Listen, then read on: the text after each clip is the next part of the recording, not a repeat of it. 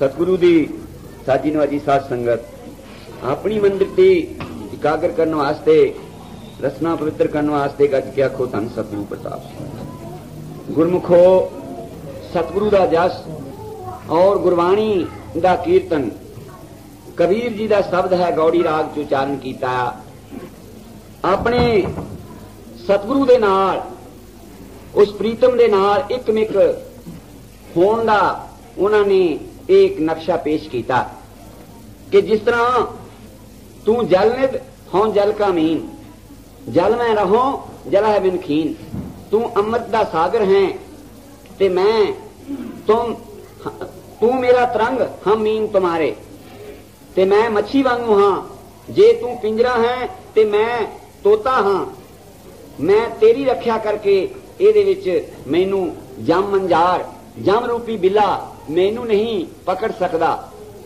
तू तरवर हों पंखी आ है जे तू तरवर है ते मैं पंछी हाँ तू सतगुर हो नौ तन चेला कहो कबीर मिलंत की बेला सतगुरु प्रताप सिंह सच्चे पातशाह दा जस मैं थोड़े अगे अर्ज करदा सी सन 1949 विच सतगुरु सच्चे पातशाह जी ने सुहेरे साहब अखंड पाठ आरंभ किए और सतगुरु राम सिंह जी की दर्शन के निमित्त एक महापुरुष घियाले दे संत सौंदा सिंह जी चढ़ाई कर गए हैं उन्होंने दृष्टांत होया कि सुहेरे साहब जाके 500 अखंड पाठ किए जान ते सतगुरु की हजूरी विच उत्थे अखंड पाठ आरंभ होए कईयां प्रेमियां ने जिन्हां पास माया की तंगी सी अपनियां लोइयां वेच के अखंड पाठ करा दिते। 100 रुपया सतगुरु जी ने अखंड पाठ की भेंट रखिया सी कि 100 रुपए का सिर्फ घ्यो जोतां कड़ा प्रसाद धूप दीप इस दे वास्ते खर्चा, बाकी साध संगत इकट्ठी हुई सी पाठ करते सी। एक रागी सिंह ने मैनू चेता कि हजूरा सिंह उसका नाम सी, मजहबी रागी सिंह सी, उसके पास पैसे नहीं सी, उसने वाजा बेच दिता अपना। ये सतगुरु राम सिंह पातशाह के दर्शन दी सारियां खाशां। उस मेले का मैं थोड़ा जिहा वर्णन थोड़े पास करांगा। बच्चों का थोड़ा जिहा ध्यान रखो, क्योंकि जब शब्द पढ़ी दा उदों ते पता नहीं लगता, जदों फिर मैं गल्लां करना उदों फिर चुप जरूर चाहिए है। सो उत्थे पाठ आरंभ होए, वो किस तरह की धरती सी जिथे के 20-25 मील तक कोई सड़क, कोई रेल की लाइन, कोई रास्ता नहीं सी। 4 चफेरे टिब्बे, बहुत उच्चे उच्चे टिब्बे, जिथे गुरु गोबिंद सिंह पातशाह मुक्तसर साहब के जंग तो वेले होके फिर उस इलाके नूं गए हन। उत्थे गुरु गोबिंद सिंह का गुरुद्वारा है।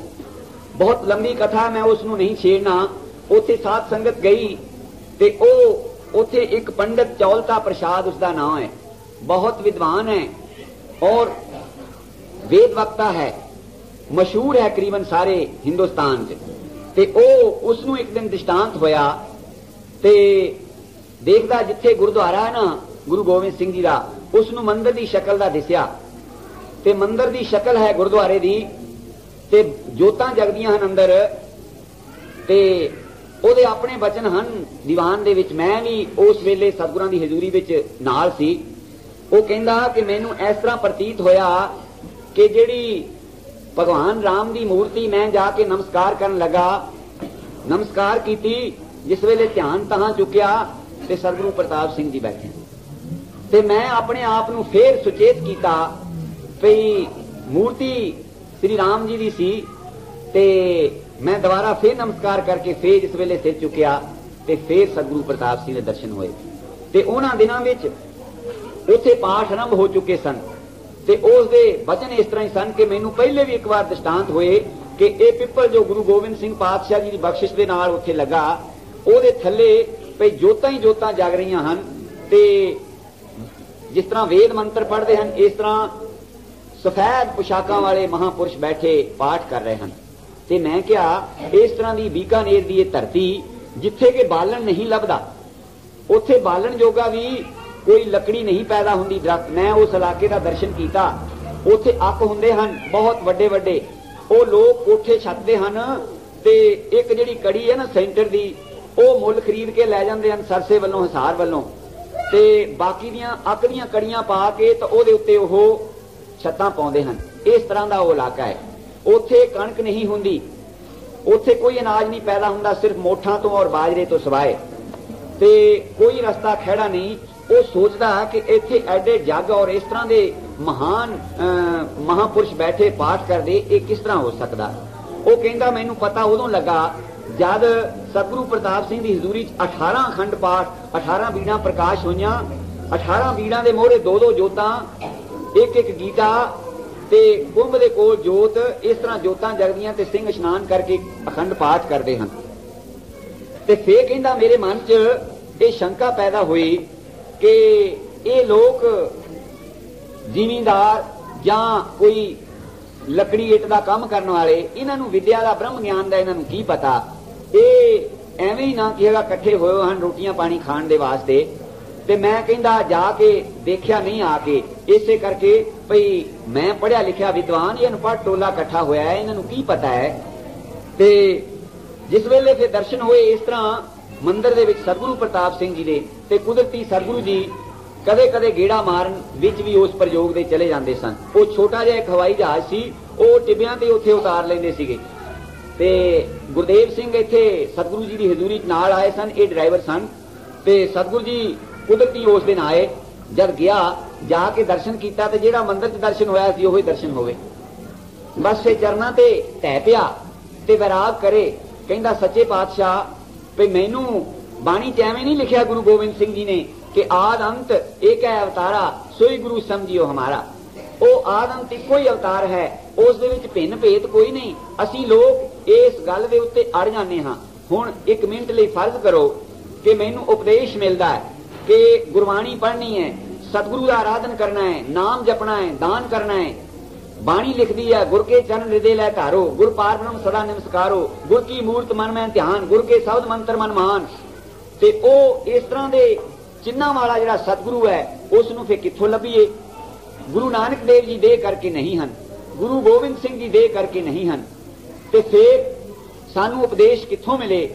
ਇਹ ਜਦ ਤੱਕ ਧਰਤੀ ਔਰ ਆਕਾਸ਼ ਹਨ, ਸੂਰਜ ਚੰਦਰਮਾ ਹਨ, ਤਦ ਤੱਕ ਸਤਿਗੁਰੂ ਕਿਸੇ ਨਾ ਕਿਸੇ ਰੂਪ ਦੇ ਵਿੱਚ ਕਿਰਪਾ ਕਰੇਗਾ ਔਰ ਉਹ ਦੇਹਧਾਰੀ ਤੋਂ ਹੀ ਗਿਆਨ ਪ੍ਰਾਪਤ ਹੋਏਗਾ। ਚਾਹੇ ਵਿਦਿਆ ਪੜੋ, ਚਾਹੇ ਕੋਈ ਕੰਮ ਸਿੱਖੋ, ਕੋਈ ਡਰਾਈਵਰੀ ਸਿੱਖੋ, ਮਗਰ ਜਿਹੜੀ ਬ੍ਰਹਮ ਗਿਆਨ ਦੀ ਵਿਦਿਆ ਉਹ ਵੀ ਸਤਿਗੁਰੂ ਪੂਰੇ ਤੋਂ ਬਗੈਰ ਉਹ ਵੀ ਨਹੀਂ ਆ ਸਕਦੀ। ਜਿਹੜੀ ਬ੍ਰਹਮ ਵਿਦਿਆ ਸਾਰਿਆਂ ਤੋਂ ਉੱਪਰ ਵਿਦਿਆ ਹੈ, ਉਹ ਬਗੈਰ ਸਤਿਗੁਰੂ ਤੋਂ ਕਿਸ ਤਰ੍ਹਾਂ ਮਿਲ ਸਕਦੀ ਹੈ? ਤੇ ਉਹ ਦੱਸਣ ਲੱਗੇ ਫਿਰ ਦੂਸਰਾ ਦ੍ਰਿਸ਼ਟਾਂਤ। ਕਹਿੰਦੇ ਕਿ ਮੇਰੀ ਪੂਰੀ ਸ਼ੰਕਾ ਨਿਵਰਤ ਹੋਈ ਤੇ ਤਾਂ ਮੈਂ ਕਹਿੰਦਾ ਆਇਆ, ਨਹੀਂ ਤੇ ਮੈਂ ਆਉਣ ਵਾਲਾ ਨਹੀਂ ਸੀ।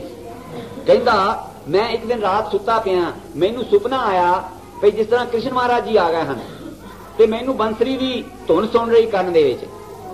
ਤੇ ਜਦ ਮੈਂ ਉੱਠ ਕੇ ਬਾਹਰ ਆਇਆ, ਸੁਪਨੇ ਦੀਆਂ ਗੱਲਾਂ, ਬਾਹਰ ਆਇਆ ਤੇ ਲੋਕ ਦੌੜੇ ਜਾਂਦੇ ਹਨ ਇੱਕ ਉੱਚੇ ਟਿੱਬੇ ਵੱਲ ਨੂੰ, ਉਸ ਪਾਸਿਓਂ ਬੰਸਰੀ ਦੀ ਧੁਨ ਆ ਰਹੀ ਹੈ। ਮੈਂ ਵੀ ਉਹਨਾਂ ਲੋਕਾਂ ਦੇ ਮਗਰ ਦੌੜ ਪਿਆ। ਉਧਰ ਗਏ, ਜਾ ਕੇ ਦੇਖਦੇ ਆ ਤੇ ਸ੍ਰੀ ਕ੍ਰਿਸ਼ਨ ਮਹਾਰਾਜ ਜੀ ਇੱਕ ਬੜੇ ਉੱਚੇ ਟਿੱਲੇ ਦੇ ਉੱਤੇ ਟਿੱਬੇ ਤੇ ਬੰਸਰੀ ਵਜਾ ਰਹੇ ਹਨ ਆਪਣੀ ਮੌਜ ਦੇ ਵਿੱਚ। ਉਸੇ ਤਰ੍ਹਾਂ ਮੋਰ ਮੁਕਟ ਧਾਰਨ ਕੀਤਾ ਹੈ। ਤੇ ਮੈਂ ਦੌੜ ਕੇ ਤੇ ਚਰਨਾਂ ਤੇ ਨਮਸਕਾਰ ਕੀਤੀ। ਜਦ ਨਮਸਕਾਰ ਕਰਕੇ ਤਾਂ ਸਿਰ ਚੱਕਿਆ, ਫੇਰ ਸਤਿਗੁਰੂ ਪ੍ਰਤਾਪ ਸਿੰਘ ਜੀ ਖੜੇ। ਦੁਬਾਰਾ ਫੇਰ ਨਮਸਕਾਰ ਕੀਤੀ, ਫੇਰ ਇਦਾਂ ਹੀ ਦਰਸ਼ਨ ਹੋਏ ਤੇ ਬਚਨ ਇੰਨਾ ਕੀਤਾ, ਕਹਿੰਦੇ ਪੰਡਤ ਜੀ ਇੱਥੇ ਆਉਣ ਦੀ ਇੰਨੀ ਖੇਚਲ ਕਾਹਨੂੰ ਕਰਨੀ ਸੀ? ਦੌੜ ਕੇ ਇੰਨੀ ਦੂਰ ਆਉਣ ਦੀ ਖੇਚਲ ਕਾਹਨੂੰ ਕਰਨੀ ਸੀ? ਬਸ ਫੇਰ ਕੀ ਸੀ, ਤਬ ਕਿ ਅੱਖ ਖੁੱਲੀ, ਦੇਖਿਆ ਕਿ ਮੈਂ ਮੰਜੇ ਤੇ ਹਾਂ। ਜਾ ਕੇ ਫੇਰ ਸਤਿਗੁਰਾਂ ਦੇ ਦਰਸ਼ਨ ਕੀਤੇ ਔਰ ਉਹਦੇ ਘਰ ਸਤਿਗੁਰਾਂ ਦੇ ਚਰਨ ਪਾਏ ਤੇ ਮੈਂ ਵੀ ਸਤਿਗੁਰਾਂ ਦੇ ਹਜ਼ੂਰੀ ਵਿੱਚ ਨਾਲ ਹੀ ਸਨ। ਤੇ ਉਹਨਾਂ ਨੇ ਇੱਕ ਹਲਵਾਣਾ, ਪੰਜਾਬੀ ਚ ਹਲਵਾਣਾ ਹੀ ਕਹਿੰਦੇ, ਮਤੀਰਾ ਵੀ ਕਹਿ ਦਿੰਦੇ ਹਨ, ਉਹ ਲਿਆ ਕੇ ਉਸਨੇ ਮੱਥਾ ਟੇਕਿਆ। ਉਧਰ ਬੀਕਾਨੇਰ ਚ ਇਹੋ ਹੀ ਇੱਕ ਪਦਾਰਥ ਹੈ, ਉਹ ਕੱਤਕ ਦੇ ਹਲਵਾਣੇ ਹੁੰਦੇ ਹਨ। ਜਦੋਂ ਬਰਸਾਤ ਦੇ ਵਿੱਚ ਹਲਵਾਣੇ ਲੱਗਦੇ ਨਾ, ਉਹਨਾਂ ਨੂੰ ਫੇਰ ਉਹ ਰੇਤ ਚ ਦੱਬੇ ਆਉਂਦੇ ਆ, ਉਹ ਰੇਤ ਦੇ ਵਿੱਚ ਹੀ ਵਾਧੇ ਰਹਿੰਦੇ ਆ, ਉਹ ਸਾਲ ਭਰ ਪੈ ਰਹਿੰਦੇ ਉਹ ਹਲਵਾਣੇ। ਉਹ ਸਤਿਗੁਰਾਂ ਦੀ ਹਜ਼ੂਰੀ ਚ ਉਹਨੇ ਭੇਟ ਕੀਤਾ ਤੇ ਉਹ ਬੜਾ ਇੱਕ ਕਵੀ ਸੀ। ਉਹਨੇ ਕਵਿਤਾ ਇੱਕ ਬੋਲੀ ਤੇ ਉੱਠ ਕੇ ਔਰ ਉਹਨੇ ਪਤਾ ਨਹੀਂ ਕਿੰਨੇ ਪਦਾਰਥ ਤੇ ਕਿੰਨੇ ਮੇਵੇ ਗਿਣੇ, ਭਈ ਫਲਾਨਾ ਫਰੂਟ ਜਿਹੜਾ ਉਹ ਫਲਾਨੇ ਸ਼ਹਿਰ ਚ ਮਿਲਦਾ, ਫਲਾਨੀ ਚੀਜ਼ ਫਲਾਨੇ ਥਾਂ ਮਿਲਦੀ ਹੈ। ਕਹਿੰਦਾ ਮਹਾਰਾਜ हे ਕਿਰਪਾ ਨਾਨ, ਕਹਿੰਦਾ ਇੱਥੇ ਤਾਂ ਮਤੀਰੋ ਹੀ ਤਿਆਰ ਹੈ, ਕਹਿੰਦਾ ਮਤੀਰਾ ਹੀ ਹੈ ਮੇਰੇ ਪਾਸ ਤੇ ਹੋਰ ਕੁਝ ਨਹੀਂ। ਉਹ ਸਤਿਗੁਰੂ ਸੱਚੇ ਪਾਤਸ਼ਾਹ ਦੀ ਹਜ਼ੂਰੀ ਦੇ ਵਿੱਚ ਔਰ ਉਹ ਕਹਿੰਦਾ ਸੱਚੇ ਪਾਤਸ਼ਾਹ ਤੂੰ ਸਤਿਗੁਰੂ ਹਉ ਨੌ ਤਨ ਚੇਲਾ।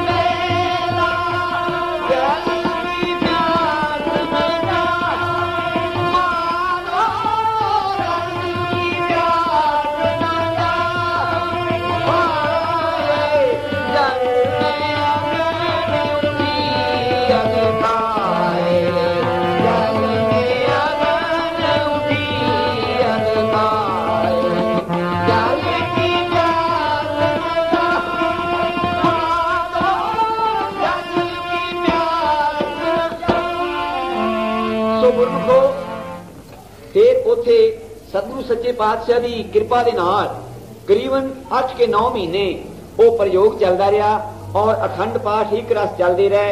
एडी दूर दराज सच्चे पातशाह पता नहीं केड़ियां चीजां ते गड्डियां ते कुछ खच्चरां ते उत्थे रस्ता पहुंचाउंदे, वो बागड़ दे लोग आउंदे क्योंकि वो उन्होंने पीपल वाला साया कहंदे। वो लोग उत्थे साह लैंदे हन आके ते फिर करीबन 12-12 13-13 मील तो या 20-20 मील तो लोग पानी लैन आते हैं। पानी नहीं मिलता उस इलाके। वो एक सरोवर जिहड़ा गुरु गोबिंद सिंह पातशाह की बख्शिश के नाल वो पिपल दे किनारे, वो पिपल दे किनारे है लगाया। उस दे विच साल भर पानी नहीं सुकदा, भावें वो बारिश का ही पानी हुंदा है, मगर वो लोग ऊठां ते आउंदे हन जल लैण दे वास्ते सवेर नूं तुर पैंदे तड़के ते शाम नूं अपने घरी जा पहुंचते जल लैण लैके वापस। वो इस तरह कुछ घर दे शरीर सिर्फ जल धोण ते रहिंदे आ। एवें नहीं महाराज ने बाणी च लिखिया नामदेव दी जवानी कहंदे मारवाड़ देश जैसे नीर बालहा बेल बालहा करहला। जिस तरह मारवाड़ देश दे विच जिहड़ा बीकानीर तो बीकानेर बनिया बिगड़ के बीकानीर बगैर नीर तो उस इलाके दे लोग आउंदे हन हुण आके देखदे हन ते कड़ा प्रसाद दे गफ्फे वरतदे हन ते ओ भर के अपने भांडे ले जाते हैं। ते सच्चे पातशाह जी आप हथी सेवा करते और इन्ना उथे समझो जग चल रहा। सतगुरु जी आप पाठियां दे भांडे मांजते हैं, पाठियां दे स्नान कराउण वास्ते आप अपने हथी जल खिंचते हैं। ये सतगुरु नूं ही ये समर्था है कि सेवा करनी और करके फिर दसनी। जे सतगुरु ना सेवा करे तो असीं तो फिर बिल्कुल ही नहीं हाथ ला सकते। सेवा एक किड्डी उत्तम चीज है। साध संगत दे प्रसादे पकाने, भांडे मांजने, इशनान करना कराउणा। सतगुरु जी ने 528 अखंड पाठ उथे एक रस कराए सन 1949 दे विच और वो मेला इन्ना धूम-धाम नाल होया पे उथे संगत दा कोई पारावार नहीं रहा। ते ये शब्द जिहड़ा सी ना मैनूं तां ही चेता आया ते संत चविंडे वाले हरनाम सिंह जी जिहड़े सन उन्होंने ये शब्द उथे फिर गाया ते सतगुरां दी हजूरी दे विच। मैनूं उदों दा ये शब्द याद फिर मैं अज तां उसेरे साहब दे नाल ही मैनूं ये याद आया ते वो पंडित जी दे लफ्ज भी इदां ही सी कि सच्चे पातशाह मैं पता नहीं कहंदा किन्ने जन्म धारे हन ते जदों भी जन्म धारदा मैं तुहाडे चरनां 'च हुन्ना। मेरे ते ये तुसीं बख्शिश कीती है कि मैं हुण भी मैं सोचदा सी कि मैनूं समय दा सतगुरु नहीं मिलिया ते पता नहीं मेरा जन्म इसे तरह जाएगा, पर तुसीं कृपा कीती है। विद्वान जो है ना, विद्वान दे वास्ते बहुता झगड़ा झगड़न की लोड़ नहीं हुंदी। विद्वान दे पास रोशनी हुंदी है, उसका मन उसका दिमाग सही हो चुका हुंदा। गुरबाणी पढ़ के उसनूं ज्ञान हो चुका हुंदा कि गुरबाणी दा की आशा। गुरबाणी ते कहंदी है कि सब जाए मिलो सतगुरु को मेरी जिंदड़िए, जो हर हर नाम दड़ावे राम ते हर जपदियां एक खिन ढिल ना कीचे मेरी जिंदड़िए, मत के जापे सा आवे कि ना आवे राम। सो सतगुरु दी दस पाउंदी है बाणी। जेड़ा बाणी पढ़दा है ध्यान ना उसनूं लोड़ लगदी है कि सतगुरु मैनूं मिले। जब तक सतगुरु नहीं मिलता उदों तक यदि जीव की कल्याण नहीं हुंदी। बंदे दे विच करामात हो जाती है बाणी पढ़न करके, सिमरन करन करके। जिस तरह फरीद नूं सिमरन मिल गया, उसकी मां ने दस दिता, उसकी जबान तसीर आ गई कि चिड़ियो मर जाओ या चिड़ियो जी पाओ, मगर गुरु तो बगैर उसनूं ये मीणा चलना पिया। और रंग रतनी ने उस बीबी ने कहता भी इत्थे नगुरे नहीं, इत्थे गुरु वाले, इत्थे चिड़ियां दी खेल नहीं। सो मेरा कहण दा भाव वो विद्वान सी, वो कहंदा सच्चे पातशाह मैं ते तुहाडे चरनां 'च हमेशा रहना। मेरा कोई भी भावां जन्म होवे ते तां ते मैं अखीरली पंक्ति एक बार कह के खिमा मंगदा।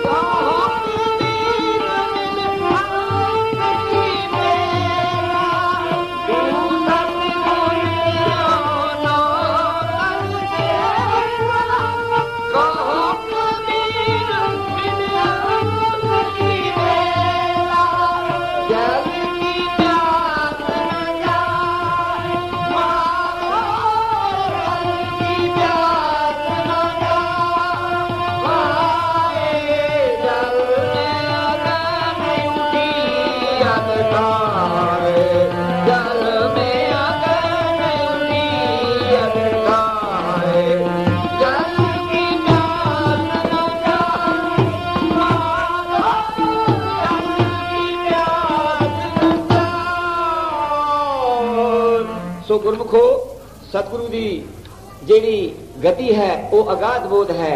असी तुच्छ बुद्धि ना की वर्णन कर सकते हाँ, मगर जिसनू वो अखां देंदा है ना वो ही उसनू पछाण सकता है, नहीं ते कोल ही मनुख वांगू रहिंदा है। गुरु गोबिंद सिंह पातशाह ते भी तां चढ़ाइयां कर करके आउंदे ही रहे, जिन्हां नू निगाह नहीं सी मिली, जिन्हां नू अखां मिल गईयां सी सैद खां वर्गियां नू, उन्हां नू ओ अकाल पुरख दा नूर दिस पिया। जिन्हां नू नहीं अखां दित्तियां ओ उन्हां नाल लड़ाई झगड़ा करदे रहे। ये ओदी रजा है, जे ओ अखां देवे ते फिर अकाल पुरख सतगुरु बाणी च लिखिया जे नदर करे मेरा हर प्रभ प्यारा तां सतगुरु पार ब्रह्म नदरी आवे। जदों अकाल पुरख ही मेहर करदा ते उदों सतगुरु जिहड़ा ओ पार ब्रह्म दिसदा, नहीं ते मनुख दिसदा। तुसीं देख लो पहले गुरु तो लैके ईरखा वकीली हुंदी आई है और कई थां ते ऐसे सी भई पिंड छड्ड के गुरु के नूं जाना पिया दूए थां। जे खडूर बखीली हुई तो खडूर तो फिर छड्ड के गोइंदवाल जाना पिया। उन्हां नूं निगाह नहीं सी दित्ती, उन्हां दे वस दी गल नहीं सी। जिन्हां नूं सतगुरु ने नेत्र दित्ते सन ਉਹ सतगुरु नूं अकाल पुरख समझदे सी। तो इस ते इन्हां शब्दां नाल खिमा मंगना। सत श्री अकाल।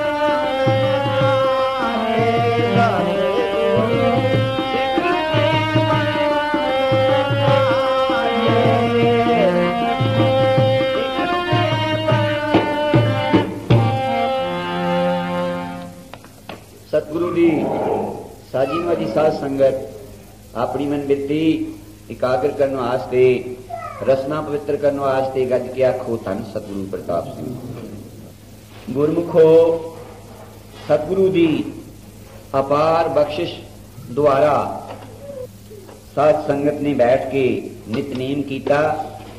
सतगुरु जी के अमृतमयी बचन सुने हैं और गुरबाणी का कीर्तन सतगुरु की बख्शिश नाल आरंभ होया। जिस तरह कि मैं शब्द लिया है ਸੁਖਮਨੀ ਸਾਹਿਬ ਦੀ 18ਵੀਂ ਅਸ਼ਟਪਦੀ ਦੇ ਵਿੱਚੋਂ ਇਹ ਸ਼ਬਦ ਹੈ। ਸਤਿਗੁਰ ਸਿੱਖ ਕੀ ਕਰੇ ਪ੍ਰਤਪਾਲ, ਸੇਵਕ ਕੋ ਗੁਰ ਸਦਾ ਦਇਆਲ। ਇਹਦੇ ਤੇ ਮੈਂ ਅਰਜ਼ਾਂ ਕਰਾਂਗਾ ਕੁਛ ਆਪਣੇ ਨਾਲ ਬੀਤੀਆਂ ਤੇ ਕੁਛ ਇਤਿਹਾਸ ਚੋਂ ਪੜ੍ਹੀਆਂ ਸਤਿਗੁਰੂ ਪ੍ਰਤਾਪ ਸਿੰਘ ਜੀ ਦੇ ਪਰਥਾਏ। ਗਰੀਬ ਨਵਾਜ ਦੌਰਾ ਕਰਦੇ ਗੁਜਰਾਂਵਾਲੇ ਦੇ ਜ਼ਿਲ੍ਹੇ 'ਚ ਗਏ ਤੇ ਫਿਲੋਕੀ ਨਗਰ ਗੁਜਰਾਂਵਾਲੇ ਦੇ ਲਾਗੇ ਹੀ ਜਿੱਥੇ ਦੇ ਸੇਠ ਹਨ ਤੇ ਮਸ਼ਹੂਰ 3 ਪਰਿਵਾਰ ਸੀ। ਇਹਨਾਂ ਚੋਂ ਸੇਠ ਮਹਿਲ ਸਿੰਘ, ਸੇਠ ਗੁਰਮੁਖ ਸਿੰਘ ਤੇ ਸੇਠ ਦਿਆਲ ਸਿੰਘ। ਇਹ ਸਾਧ ਸੰਗਤ ਹੀ ਗਈ ਹੈ ਸਿਆਮ 'ਚ, ਔਰ ਮੰਡੀ ਜਿਹੜਾ ਮੌਜ ਮੇਲਾ ਬਣਿਆ ਸਤਿਗੁਰਾਂ ਦੀ ਬਖਸ਼ਿਸ਼ ਨਾਲ, ਉਹੋ ਹੀ ਸੰਗਤ ਇੱਥੇ ਪਹਿਲੇ ਮੰਡੀ ਨਿਵਾਸ ਰੱਖਦੀ ਸੀ। ਤੇ ਕਿਉਂਕਿ ਜੱਦੀ ਪੁਸ਼ਤੀ ਤਿੰਨਾਂ ਪੁਸ਼ਤਾਂ ਤੋਂ ਉਹ ਨਾਮਧਾਰੀ ਸਿੰਘ ਹਨ, ਬੜੀ ਕਿਰਪਾ ਹੈ ਸਤਿਗੁਰਾਂ ਦੀ। ਉਹਨਾਂ ਆਪਣੇ ਨਗਰ ਕਾਫੀ ਪ੍ਰੋਗਰਾਮ ਵੱਡਾ ਰੱਖਿਆ ਕਿ ਸਤਿਗੁਰ ਜੀ ਥੋੜੇ ਦਿਨ ਠਹਿਰਨ ਔਰ ਸਾਧ ਸੰਗਤ ਦਾ ਮੇਲਾ ਬਹੁਤ ਹੋਵੇ ਤੇ ਅਖੰਡ ਪਾਠ ਸ਼ੁਰੂ ਕੀਤੇ ਜਾਣ। ਸਤਿਗੁਰੂ ਪ੍ਰਤਾਪ ਸਿੰਘ ਜੀ ਦੀ ਹਜ਼ੂਰੀ ਵਿੱਚ ਉਦੋਂ ਇਸੇ ਤਰ੍ਹਾਂ ਹੀ ਮੇਲਿਆਂ ਤੇ ਹੁੰਦਾ ਸੀ ਕਿ ਬਹੁਤ ਜਗ੍ਹਾ ਅਖੰਡ ਪਾਠ ਬਹੁਤ ਹੁੰਦੇ ਸੀ ਸਤਿਗੁਰੂ ਜੀ ਦੇ ਦਰਸ਼ਨ ਦੇ ਨਿਮਿਤ। ਸਮੇਂ ਨਾਲ ਉਹ ਸਾਡੇ ਵਿੱਚ ਕਮਜ਼ੋਰੀਆਂ ਕਿਉਂ ਆਉਂਦੀਆਂ ਹਨ ਕਿ ਅਸੀਂ ਅੱਗਿਓਂ ਬੱਚਿਆਂ ਨੂੰ ਪੜ੍ਹਾ ਨਹੀਂ ਸਕਦੇ ਗੁਰਮੁਖੀ ਅੱਖਰ, ਤੇ ਫਿਰ ਗੁਰਮੁਖੀ ਅੱਖਰ ਪੜ੍ਹਨ ਤੋਂ ਬਗੈਰ ਪਾਠ ਕਿਸ ਤਰ੍ਹਾਂ ਕੀਤਾ ਜਾ ਸਕਦਾ। ਪਾਠ ਤੇ ਜਪਜੀ ਸਾਹਿਬ ਦਾ ਨਹੀਂ ਹੋ ਸਕਦਾ ਤੇ ਗ੍ਰੰਥ ਸਾਹਿਬ ਦਾ ਪਾਠ ਤੇ ਬਹੁਤ ਦੂਰ ਦੀ ਗੱਲ ਹੈ। ਹੁਣੇ ਹੀ ਪਾਤਸ਼ਾਹਾਂ ਦੇ ਬਚਨ ਆਏ ਸਨ ਬਾਣੀ ਕੰਠ ਕਰਨ ਦੇ ਵਾਸਤੇ। ਅਸੀਂ ਸੁਣਦੇ ਹਾਂ ਰੋਜ਼ ਹੀ ਇਸ ਟੇਪ ਨੂੰ, ਮੇਰਾ ਖਿਆਲ ਸੈਂਕੜਿਆਂ ਵਾਰ। ਸੁਣਨ ਦਾ ਫਾਇਦਾ ਤਦ ਹੀ ਹੋ ਸਕਦਾ ਕਿ ਜਦ ਉਹ ਹੁਕਮ ਸੁਣ ਕੇ ਮੰਨ ਲਈਏ। ਜਿਸ ਤਰ੍ਹਾਂ ਰਾਮਚੰਦਰ ਜੀ ਦੇ ਵੇਲੇ ਲਿਖਿਆ ਇਤਿਹਾਸ ਦੇ ਵਿੱਚ ਕਿ ਪੁਲ ਬੰਨਣ ਲੱਗੇ ਜਿਸ ਵੇਲੇ ਸਮੁੰਦਰ ਦੇ ਉੱਤੇ, ਤਾਂ ਉਹ ਸਾਰੇ ਆਪਣੀ ਸ਼ਕਤੀ ਅਨੁਸਾਰ ਪੱਥਰ ਲਿਆ ਕੇ ਤਾਂ ਬੰਨ੍ਹਦੇ ਸੀ ਪੁਲ। ਤੇ ਕਾਟੋ ਇੱਥੇ ਦੇ ਬੱਚਿਆਂ ਨੂੰ ਤਾਂ ਸ਼ਾਇਦ ਉਹਦਾ ਨਾਂ ਦਾ ਹੋਰ ਹੀ ਕੁਛ ਉਹਦਾ ਨਾਂ ਹੋਏਗਾ। ਉਹ ਦਰਖਤ ਤੇ ਚੜ ਜਾਂਦੀ, ਬਹੁਤ ਤੇਜ਼ ਤੇ ਬੜੀ ਛੇਤੀ ਉਤਰ ਆਉਂਦੀ, ਦਰਖਤ ਤੇ ਰਹਿੰਦੀ ਹੈ। ਗੁਲੈਰੀ ਉਹਨੂੰ ਉਰਦੂ 'ਚ ਕਹਿੰਦੇ ਹਨ ਤੇ ਪੰਜਾਬੀ 'ਚ ਉਹਨੂੰ ਕਾਟੋ ਕਹਿੰਦੇ। ਉਹ ਵੀ ਲੱਗੀ ਕੁਛ ਉਪਰਾਲਾ ਕਰਨ, ਕਹਿੰਦੇ ਕਿ ਉਹ ਆਪਣੇ ਪਾਣੀ 'ਚ ਵੜ ਗਈ, ਫੇਰ ਬਾਹਰ ਮਿੱਟੀ 'ਚ ਲਿਬੇੜ ਕੇ ਆਪਣਾ ਪਿੰਡਾ ਫੇਰ ਪਾਣੀ 'ਚ ਵੜ ਜਾਇਆ ਕਰੇ। ਇਸ ਤਰ੍ਹਾਂ ਉਹ ਮਿੱਟੀ ਲਿਜਾ ਕੇ ਤਾਂ ਉਹ ਕਹਿੰਦੀ ਮੈਂ ਨਹੀਂ ਸਮੁੰਦਰ ਨੂੰ ਸੁਕਾ ਦੇਣਾ। ਤੇ ਰਾਮਚੰਦਰ ਜੀ ਖੁਸ਼ ਹੋ ਗਏ, ਕਹਿੰਦੇ ਦੇਖੋ ਇਸਨੇ ਬਿਤ ਮੁਤਾਬਕ ਕਿੰਨਾ ਕੰਮ ਕੀਤਾ, ਭਾਵੇਂ ਇਹਦੇ 'ਚ ਬਲ ਨਹੀਂ ਮਗਰ ਉਤਸ਼ਾਹ ਦੇਖੋ ਕਿੰਨਾ। ਉੱਤੇ ਕਹਿੰਦੇ ਪਿਆਰ ਦੇ ਦਿੱਤਾ। ਉਹ ਪੰਜੇ ਇਉਂ ਹੀ ਲਿਖਿਆ, ਮੈਨੂੰ ਨਹੀਂ ਪਤਾ, ਅਕਾਲ ਪੁਰਖ ਜਾਣੇ ਕਿ ਉਹ ਪੰਜੇ ਜਿਹੜੇ ਉਹਦੇ ਉੱਤੇ ਲਕੀਰਾਂ ਇਸ ਤਰ੍ਹਾਂ ਪਈਆਂ ਹੁੰਦੀਆਂ ਚਿੱਟੀਆਂ ਤੇ ਕਾਲੀਆਂ, ਉਹ ਰਾਮਚੰਦਰ ਜੀ ਦੇ ਹਸਤ ਕਮਲ ਦੇ ਨਾਲ ਨਿਸ਼ਾਨ ਪੈ ਗਏ। ਬਿਤ ਮੁਤਾਬਕ ਜੇ ਅਸੀਂ ਵੀ ਸੋਚੀਏ ਕਿ ਅਸੀਂ ਬਹੁਤ ਗੁਰਬਾਣੀ ਨਹੀਂ ਯਾਦ ਕਰ ਸਕਦੇ ਤੇ ਕੁਝ ਸ਼ਬਦ ਯਾਦ ਕਰ ਲਈਏ। ਇਸ ਕਰਕੇ ਮੇਰਾ ਕਹਿਣ ਦਾ ਭਾਵ ਇਹ ਨਹੀਂ, ਸਤਿਗੁਰੂ ਜੀ ਦੇ ਹੁਕਮ ਤੋਂ ਉੱਪਰ ਹੋਰ ਹੁਕਮ ਕੋਈ ਨਹੀਂ। ਸਤਿਗੁਰੂ ਪ੍ਰਤਾਪ ਸਿੰਘ ਜੀ ਪੜ੍ਹਨ ਵਾਲੇ ਤੇ ਸਤਿਗੁਰੂ ਰਾਮ ਸਿੰਘ ਜੀ ਲਿਖਣ ਵਾਲੇ, ਉਹ ਹੁਕਮਨਾਮਾ ਸੁਣਿਆ ਹੈ ਆਪਾਂ। ਸਾਡੇ 'ਚ ਇਹ ਕਮਜ਼ੋਰੀ ਇਸੇ ਤੇ ਆਈ ਕਿ ਅਸੀਂ ਇੱਕ ਅਖੰਡ ਪਾਠ ਕਰਨਾ ਹੋਵੇ ਤੇ ਸਾਨੂੰ ਪਤਾ ਲੱਗ ਜਾਂਦਾ ਕਿ ਪਾਠੀ ਕਿੱਥੋਂ ਲੱਭਣੇ ਹਨ। ਮੇਰੇ ਇੱਥੇ ਆਉਣ ਤੇ ਕੁਝ 2-3 ਹੀ ਪਾਠ ਅਖੰਡ ਹੋਏ ਹੋਣਗੇ, ਕਿਸ ਕਰਕੇ ਕਿ ਅਸੀਂ ਪਾਠੀ ਨਹੀਂ ਤਿਆਰ ਕਰ ਸਕਦੇ। ਅਗਲੀ ਨਸਲ ਸਾਡੀ ਹੋ ਸਕਦਾ ਕਿ ਸਾਨੂੰ ਜਿਹੜੇ ਪੁਰਾਣੇ ਸਾਧ ਹਨ ਪੜ੍ਹੇ ਹੋਏ, ਉਹਨਾਂ ਤੋਂ ਟੇਪ ਰਿਕਾਰਡ ਕਰਾ ਕੇ ਗ੍ਰੰਥ ਸਾਹਿਬ ਦਾ ਪਾਠ ਭਰਾ ਕੇ ਰੱਖ ਲਿਆ ਜਾਏਗਾ ਸ਼ਾਇਦ, ਤੇ ਉਹ ਅਸੀਂ ਫਿਰ ਸੁਣ ਲਿਆ ਕਰਾਂਗੇ। ਸਤਿਗੁਰੂ ਪ੍ਰਤਾਪ ਸਿੰਘ ਜੀ ਦੀ ਹਜ਼ੂਰੀ ਤੱਕ ਇਹ ਉਹਨਾਂ ਦੀ ਰਜਾ ਹੈ। ਸਮੇਂ ਦੀ ਤਬਦੀਲੀ ਆਉਂਦੀ ਹੈ, ਸਮਾਂ ਹਰ ਵਕਤ ਉਸ ਤਰ੍ਹਾਂ ਦਾ ਨਹੀਂ ਰਹਿੰਦਾ। ਕਦੇ ਨਾਮਧਾਰੀ ਜਦੋਂ ਸਤਿਗੁਰੂ ਰਾਮ ਸਿੰਘ ਜੀ ਨੇ ਪੰਥ ਰਚਿਆ ਸੀ ਤੇ ਇਸ ਦੇ ਵਿੱਚ ਇੰਨੀ ਸਪਿਰਿਟ ਸੀ ਕਿ ਇਹ ਰਸਤੇ ਤੁਰੇ ਜਾਂਦੇ ਬਿਲਕੁਲ ਗੱਲ ਨਹੀਂ ਸੀ ਕਰਦੇ। ਜੇ ਦੋ ਸਰੀਰ ਇਕੱਠੇ ਹੋਏ ਤੇ ਸ਼ਬਦ ਪੜ੍ਹਦੇ ਸੀ ਜਾਂ ਕੋਈ ਗੁਰਬਾਣੀ ਦਾ ਵਿਚਾਰ ਕਰਦੇ ਸੀ ਤੇ ਜੇ ਕੱਲਾ ਸੀ ਤੇ ਭਜਨ ਕਰਦਾ ਸੀ।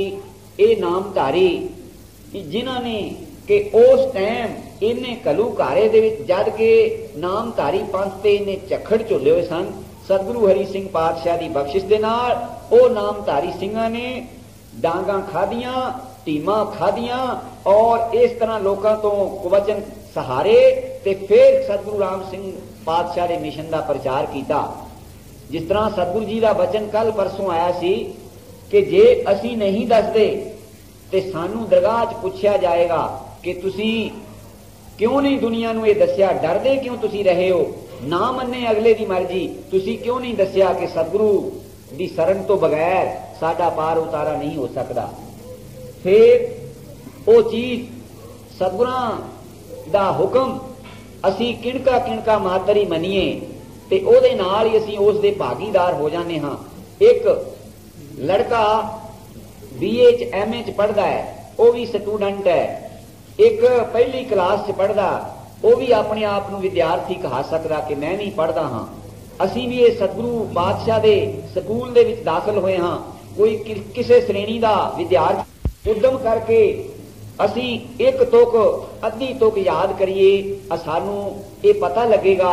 ਜਿਸ ਤਰ੍ਹਾਂ ਕਿ ਛੱਜੂ ਭਗਤ ਹੋਏ ਹਨ, ਉਹ ਲਾਹੌਰ ਵਿੱਚ ਉਹ ਇੱਕ ਦਿਨ ਕਿਸੇ ਤੋਂ ਸੁਣਿਆ ਕਿ ਜੇ ਦੁਸਹਿਰੇ ਵਾਲੇ ਦਿਨ ਗਰੜ ਦਾ ਦਰਸ਼ਨ ਕਰ ਲਿਆ ਜਾਏ, ਜਿਹਨੂੰ ਆਪਣੇ ਪੰਜਾਬੀ 'ਚ ਬੜਕੌਂਕ ਕਹਿੰਦੇ ਆ, ਉਹ ਆਮ ਦੇਖਿਆ ਜਾਂਦਾ ਜਾਨਵਰ, ਉਹ ਵਿਸ਼ਨੂੰ ਭਗਵਾਨ ਦੀ ਸਵਾਰੀ ਦਾ ਚਿੰਨ੍ਹ ਹੈ।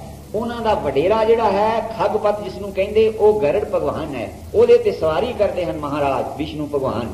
ਉਹਦਾ ਦਰਸ਼ਨ ਜੇ ਕਰ ਲਿਆ ਜਾਏ ਕਹਿੰਦੇ ਦੁਸਹਿਰੇ ਵਾਲੇ ਦਿਨ ਤੇ ਮਨੁੱਖਾ ਜਨਮ ਮਿਲਦਾ ਹੈ। ਤੇ ਉਹ ਕਿਸੇ ਨੇ ਪਕੜ ਕੇ ਪਿੰਜਰੇ 'ਚ ਪਾਇਆ। ਪੰਜਾਬੀ ਕਹਾਵਤ ਪੁਰਾਣੀ ਸੀ ਕਿ ਉਹ ਦੁਸਹਿਰੇ ਵਾਲੇ ਦਿਨ ਛੇਤੀ ਦਿਸਦਾ ਨਹੀਂ ਸੀ, ਤੇ ਉਹ ਫੜ ਕੇ ਪਾਇਆ ਤੇ ਉਹਦੇ ਦਰਸ਼ਨ ਕਰਨ ਵਾਸਤੇ ਦੁਨੀਆ ਜਾਵੇ ਭੇਡ ਚਾਲ ਵਾਂਗੂ, ਜਗਤ ਕੀ ਭੇਡਾਂ ਚਾਲ। ਤੇ ਛੱਜੂ ਭਗਤ ਜੀ ਵੀ ਵਿਚਾਰੇ ਨੱਠ ਪਏ ਉਧਰ ਨੂੰ ਬਾਹੋ ਦਾਹੀ, ਤਾਂ ਹੁਣ ਰਸਤਾ ਨਹੀਂ ਦਿਸਦਾ, ਖੇਤਾਂ ਦੇ ਵਿੱਚ ਦੀ ਸਿੱਧੇ ਦੌੜੇ ਜਾਂਦੇ। ਜ਼ਿਮੀਂਦਾਰ ਨੇ ਪਕੜ ਲਿਆ, ਕਹਿੰਦੇ ਉਹ ਭਲਿਆ ਲੋਕਾ, ਤੂੰ ਮੇਰੀ ਫਸਲ ਖਰਾਬ ਕਰਕੇ ਤੁਰਿਆ ਜਾਣਾ ਹੈ ਤੇ ਤੈਨੂੰ ਕਾਹਦੀ ਕਾਹਲੀ ਹੈ? ਕਹਿੰਦਾ ਮੈਂ ਗਰੜ ਦਾ ਦਰਸ਼ਨ ਕਰਨਾ ਹੈ। ਕਹਿੰਦੇ ਫੇਰ ਕੀ ਹੋਏਗਾ? ਕਹਿੰਦੇ ਜੀ ਫੇਰ ਮੈਨੂੰ ਮਨੁੱਖਾ ਜਨਮ ਮਿਲੇਗਾ। ਤੇ ਮਨੁੱਖਾ ਜਨਮ ਲੈ ਕੇ ਫੇਰ ਕੀ ਕਰੇਗਾ? ਫੇਰ ਕਹਿੰਦਾ ਮੈਂ ਈਸ਼ਵਰ ਦੀ ਭਗਤੀ ਕਰਾਂਗਾ। ਤੇ ਉਹ ਭਾਵੇਂ ਭੋਲਾ ਹੀ ਸੀ ਜੱਟ ਜ਼ਿਮੀਂਦਾਰ, ਉਹ ਕਹਿੰਦਾ ਹੁਣ ਤੇਰਾ ਜਨਮ ਕਾਹਦਾ? ਹੋ ਸਕਦਾ ਤੈਨੂੰ ਉਸ ਪੰਛੀ ਦਾ ਦਰਸ਼ਨ ਕਰਕੇ ਜਨਮ ਮਿਲੇ ਜਾਂ ਨਾ ਮਿਲੇ। ਜੇ ਜਨਮ ਮਿਲ ਗਿਆ ਤੈਨੂੰ ਗਿਆਨ ਰਹੇ ਜਾਂ ਨਾ ਰਹੇ ਕਿ ਮੈਂ ਸਿਮਰਨ ਕਰਨਾ ਸੀ, ਹੁਣ ਤੇਰਾ ਮਨੁੱਖ ਦਾ ਜਾਮਾ ਉੱਥੋਂ ਹੀ ਮੁੜ ਪੈ। ਗੁਰੂ ਦੀ ਸ਼ਰਨ 'ਚ ਜਾ ਕੇ ਸਿਮਰਨ ਪੁੱਛ ਕੇ ਤੇ ਫੇਰ ਸਿਮਰਨ ਕੀਤਾ। ਸੋ ਸਾਡਾ ਵੀ ਹੁਣ ਮਨੁੱਖ ਦਾ ਜਨਮ ਹੈ। ਸਾਨੂੰ ਕੋਈ ਇਸ ਤੇ ਭਰੋਸਾ ਨਹੀਂ। ਬੇਸ਼ੱਕ ਸਤਿਗੁਰਾਂ ਨੇ ਕਈ ਜਗ੍ਹਾ ਫਰਮਾਇਆ ਵੀ ਹੈ, ਉਹਦੀ ਰਜਾ ਹੈ। ਜਿਸ ਤਰ੍ਹਾਂ ਗੁਰੂ ਬਾਲਕ ਸਿੰਘ ਜੀ ਦੇ ਭਰਾਤਾ ਬਾਬਾ ਮੰਨਾ ਸਿੰਘ ਜੀ, ਉਹ ਕਹਿੰਦੇ ਕਿ ਸਤਿਗੁਰੂ ਜੀ ਅਸੀਂ ਤੁਹਾਡੇ ਭਰਾ ਹਾਂ, ਤੁਹਾਡੇ ਭਾਈ ਹਾਂ, ਕੀ ਸਾਨੂੰ ਬਾਣੀ 'ਚ ਲਿਖਿਆ ਕਿ ਭਗਤ ਜਨਾਂ ਕੇ 21 ਕੁਲ ਤਾਰੇ ਤੇ ਅਸੀਂ ਪਿੱਛੇ ਹੀ ਰਹਿ ਜਾਾਂਗੇ। ਸਤਿਗੁਰ ਕਹਿੰਦੇ ਕੀ ਪਤਾ ਕਿੱਧਰਲੇ ਪਾਸੇ ਨੂੰ ਤਰਨੇ, ਪਿਛਲੇ ਪਾਸੇ ਦੀਆਂ ਕੁਲਾਂ ਤਰ ਜਾਣੀਆਂ ਕਿ ਅਗਲੀਆਂ ਤਰਨੀਆਂ, ਤੁਸੀਂ ਇਸ ਭਰੋਸੇ ਨਾ ਰਹੋ। ਸੋ ਸਾਨੂੰ ਇਹ ਮਨੁੱਖ ਜਨਮ ਮਿਲਿਆ, ਇਹ ਬਾਣੀ ਦੇ ਆਸ਼ੇ ਅਨੁਸਾਰ ਮਾਨਸ ਜਨਮ ਦੁਲੰਭ ਹੈ, ਹੋਏ ਨਾ ਬਾਰੰਬਾਰ, ਜਿਉਂ ਬਨ ਫਲ ਪਾਕੇ ਭੋਇੰਗਰੇ ਬਹੁਰ ਨਾ ਲਾਗੇ ਡਾਰ। ਸਾਡੇ ਵਾਸਤੇ ਵੀ ਮਨੁੱਖਾ ਜਨਮ ਹੋਣੀ ਹੈ। ਅਸੀਂ ਹੁਣ ਬਾਣੀ ਪੜ੍ਹ ਸਕਦੇ ਹਾਂ, ਭਜਨ ਕਰ ਸਕਦੇ ਹਾਂ, ਸੇਵਾ ਕਰ ਸਕਦੇ ਹਾਂ, ਸਭ ਕੁਝ ਕਰ ਸਕਦੇ ਹਾਂ, ਪਰ ਕਹਿੰਦੇ ਉਦਮ ਕਰਨ ਦੀ ਲੋੜ ਹੈ। ਸਖੀ ਮਿਲ ਉਦਮ ਕਰੇਹਾ ਮਨਾਏ ਲੈ ਹਰ ਕੰਤੇ। ਸੋ ਸਤਿਗੁਰੂ ਜੀ ਦੀ ਹਜ਼ੂਰੀ ਦੇ ਵਿੱਚ ਅਖੰਡ ਪਾਠ ਹੋ ਕੇ ਮੇਲੇ ਹੁੰਦੇ ਸਨ। ਮੈਂ ਜਿੱਥੋਂ ਅਰਜ਼ ਕਰਦਾ ਤੁਰਿਆ ਸੀ, ਤੇ ਹੁਣ ਇਹ ਸੇਠਾਂ ਦੇ ਪਿੰਡ ਮੇਲਾ ਹੈ। ਇਹਨਾਂ ਨੇ ਅਰਜ਼ ਕੀਤੀ ਸਤਿਗੁਰਾਂ ਪਾਸ ਕੇ ਗਰੀਬਨਵਾਜ ਕਾਫੀ ਪਾਠ ਹੋਣੇ ਚਾਹੀਦੇ ਆ ਤੇ ਫੇਰ ਮੇਲਾ ਅਸੀਂ ਕਰਨਾ ਚਾਹੁੰਦੇ। ਸਤਿਗੁਰ ਕਹਿੰਦੇ ਫਿਰ ਪਾਠੀਆਂ ਦੀ ਭਾਲ ਕਰੋ। ਪਾਠੀਆਂ ਦੀ ਹੁਣ ਭਾਲ ਕੀਤੀ ਜਾਣ ਲੱਗੀ ਤੇ ਲਾਗੇ ਕੋਈ 6 ਮੀਲ ਦੇ ਫਾਸਲੇ ਤੇ ਇੱਕ ਪਿੰਡ, ਉਸ ਪਿੰਡ ਇੱਕ ਸਿੰਘ ਰਹਿੰਦਾ ਚੰਗਾ ਪਾਠੀ, ਉਸਦਾ ਨਾਮ ਮੱਖਣ ਸਿੰਘ ਗ੍ਰੰਥੀ ਕਰਕੇ ਉਸਨੂੰ ਕਹਿੰਦੇ, ਦਿੱਲੀ ਨਿਵਾਸ ਕਰਦਾ ਹੁਣ ਉਹ, ਤੇ ਮਸ਼ਹੂਰ ਪਾਠੀ ਸੀ। ਬਹੁਤ ਸੁਰੀਲੀ ਸੁਰ ਦੇ ਨਾਲ ਉੱਚੀ ਪਾਠ ਕਰਨਾ। ਮੈਨੂੰ ਚੇਤਾ ਇੱਕ ਵਾਰ ਪਾਠ ਸ਼ੁਰੂ ਹੋਏ ਸ੍ਰੀ ਭੈਣੀ ਸਾਹਿਬ ਤੇ ਨਿਤਨੇਮ ਹੋਇਆ ਕਰਨਾ 2 ਤੋਂ 3 ਵਜੇ ਤੱਕ ਦੁਪਹਿਰ ਨੂੰ, उस नितनेम दे विच तकरीबन साडे पाठियां दियां बीड़ां कोई 12-13 प्रकाश सन ते फिर ਜਿਹੜੇ कोई चंगे पाठी चोणवे सी ना उन्हां नूं फिर कहना पाठ करो सुर नाल उच्ची ते ਉਹ संत मल्ला सिंह जी सी मैं तो उदों बचपन सी अजे ते ਉਹ पाठ बहुत सुरीला करन ते सारे पाठी भी ते सारी संगत इस तरह खुश होवे भई ऐदां ਉਹ तरदे जाण कि किते अटक ना जरा भी पवे ते ਉਹ मक्खण सिंह होनी पाठी इस तरह दे सी ते उन्हां नूं जिस वेले सिंह लैण गया ते जाके देखण तो मंजे ते पिया ते बहुत बीमार मरण किनारे होया आ उसदी माता ने दसिया कि इस नूं ईरखा दे नाल किसी ने जहर खिला दी है कि यह पाठ बहुत सोहना करता है तो लोगों तो वाह वाह लेंदा बाकी दियां नूं किसी नूं ना किहेगा पसंद नहीं करन दिंदा साध संगत पे जिथे चला जाता होर किसी नूं कोई सुन के राजी नहीं। श्री आलम जी नूं भी किसी ने इस तरह खिलाई सी जहर। इन्हां दा शरीर बिल्कुल पतला सी संत नानक सिंह आलम जी दा एकदम काने वर्गा पतला सी बहुत सुबक शरीर सी। इन्हां दी आवाज और ये विद्वान इन्ने सन कि उस वेले धाम पई हुई सी इदां दे महापुरुषां ने उस वेले ठल पाई सी प्रचार कर करके ते इन्हां नूं भी जहर दे दित्ती गई सी कि ये मर जाण ते जां इन्हां दी सोरी खराब हो जाए ते सतगुरां दी बख्शिश नाल होर सब कुछ ही ठीक रहा। उन्हां दा स्वरूप बिगड़ गया उन्हां दा चेहरा होर ही तरह दा काला शाह हो गया करूप जिहा चेहरा हो गया ते शरीर फुल के बहुत मोटे हो गए। इस तरह हुण इन्हां नूं संत मक्खण सोहणा नूं खुला दी जहर ते मरण किनारे पे हैं।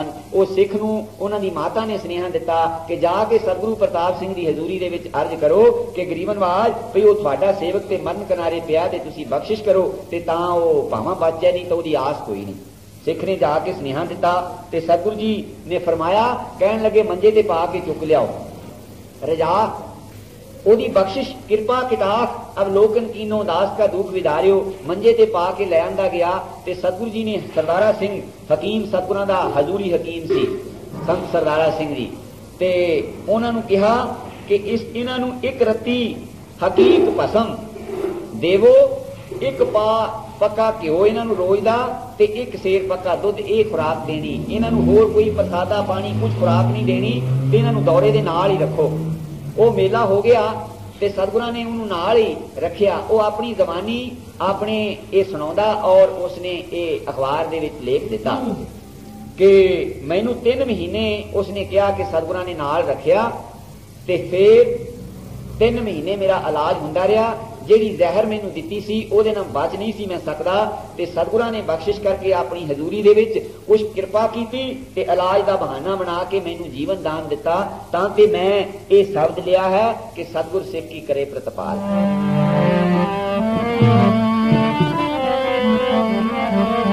सतगुर सिख की करे प्रतिपाल सतगुर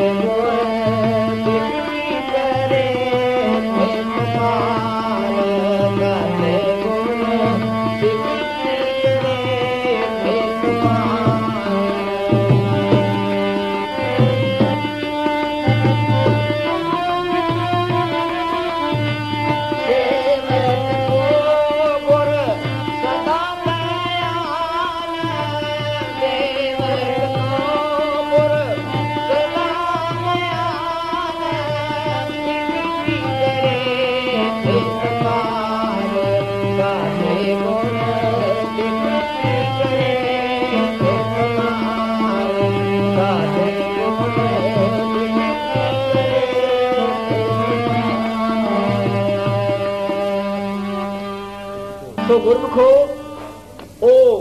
ओदे वचन हन कि मैं हुण तक सतगुरां दे गुण गाउंदा हां फिर चंडी दी वार दे पाठां च ते अखंड पाठां च कई बार मैं उन्हां दे दर्शन मेले भैणी साहब कीते सतगुरु जी ने उन्हां नूं दोबारा जीवन दान दिता। कुछ मैं चंद मिनट च मैं अपने नाल बीती हुई अर्ज करनी चाहुंदा हां। सच्चे पातशाह सतगुरु प्रताप सिंह जी ने सन 49 विच सुहेवे साहब पाठ शुरू कीते ते संगतां जान लगियां सियाल दा महीना ते साडी वारी भी आई नंबरवार पहले बापू जी गए हुए सन ते फिर तैयारी असी कीती ते मैं कुछ ढिला जिन्हों इत्थे फ्लू कहंदे आ वो उत्थे काफी मैनू जोर दा फ्लू हो गया ते पर मैं घरदियां नूं ना दसिया भई जे दसिया ते मैनू इन्हां रोक लेना ते मैनू मेरा मेला मारिया जाना। उसे तरह दी हालत दे विच ਤੁਰ ਪਏ ਤੇ ਬਠਿੰਡੇ ਰਾਤ ਰਹਿਣੀ ਪੈਂਦੀ ਸੀ।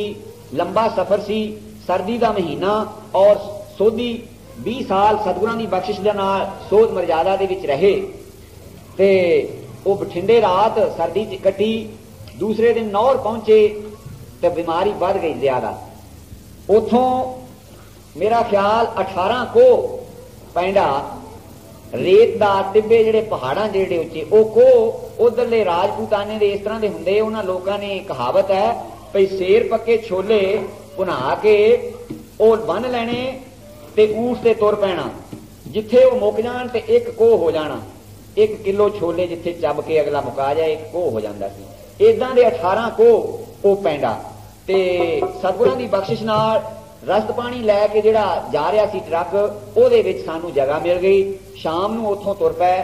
ਰਸਤੇ 'ਚ ਟਰੱਕ ਖਰਾਬ ਹੋ ਗਿਆ। ਦੂਸਰੀ ਰਾਤ ਵੀ ਰਾਹ ਦੇ ਵਿੱਚ ਸਰਦੀ 'ਚ ਕੱਟਣੀ ਪਈ।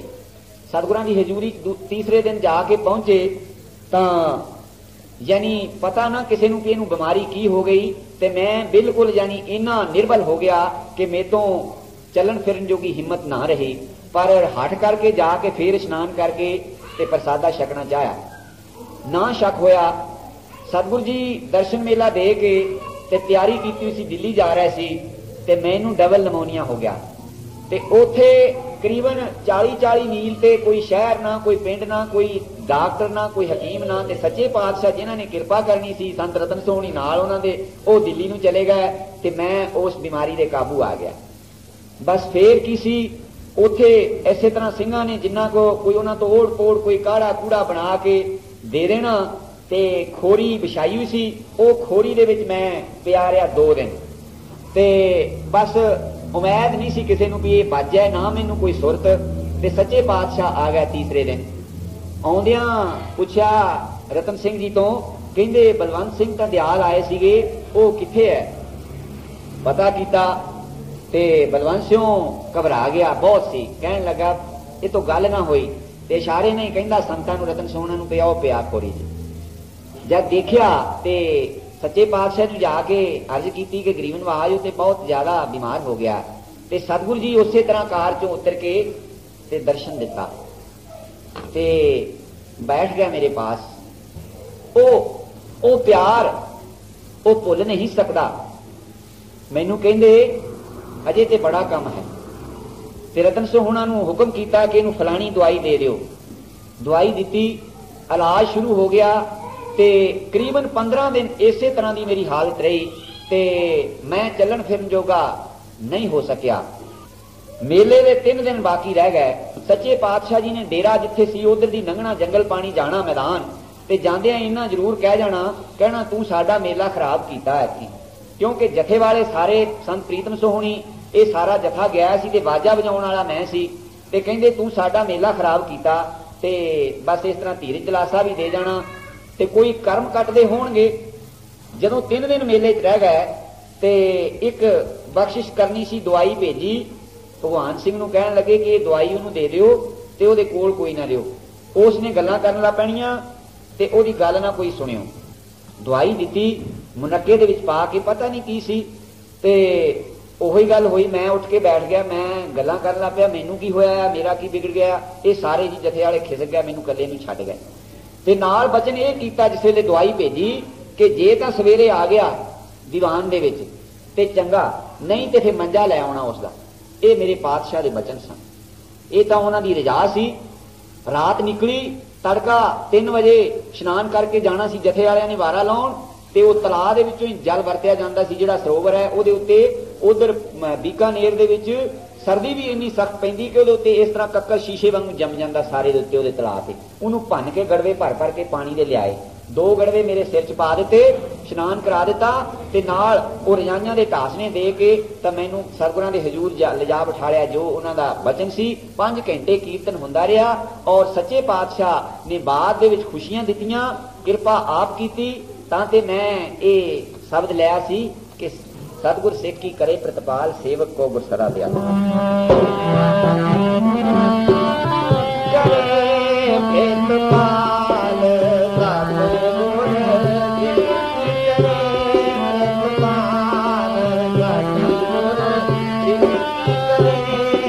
Thank you.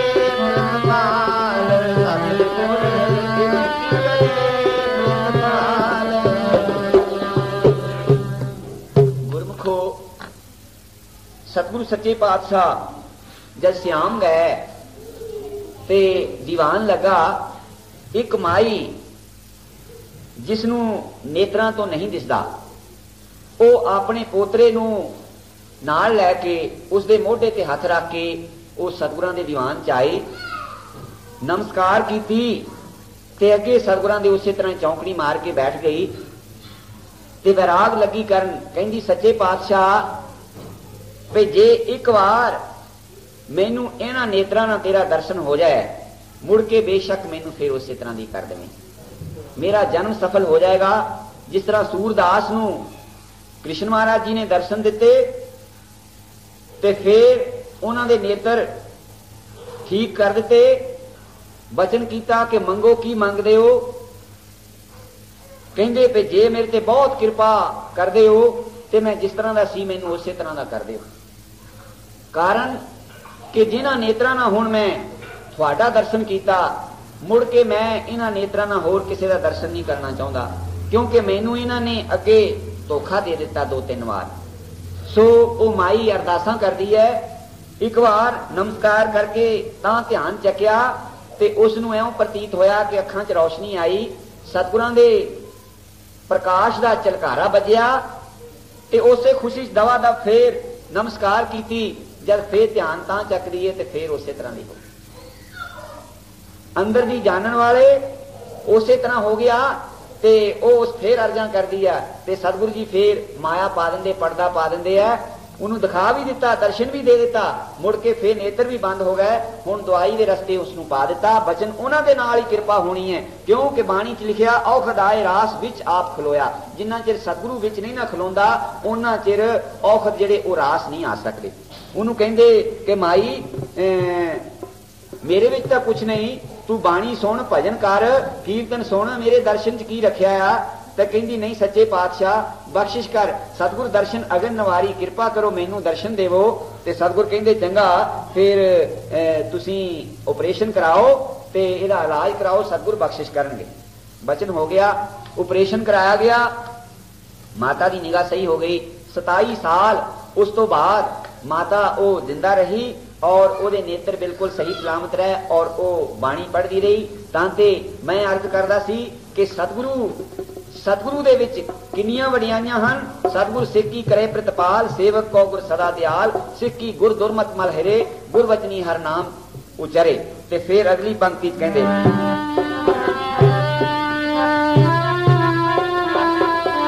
सतगुर सिख के बंधन काटे, बंधन काटे,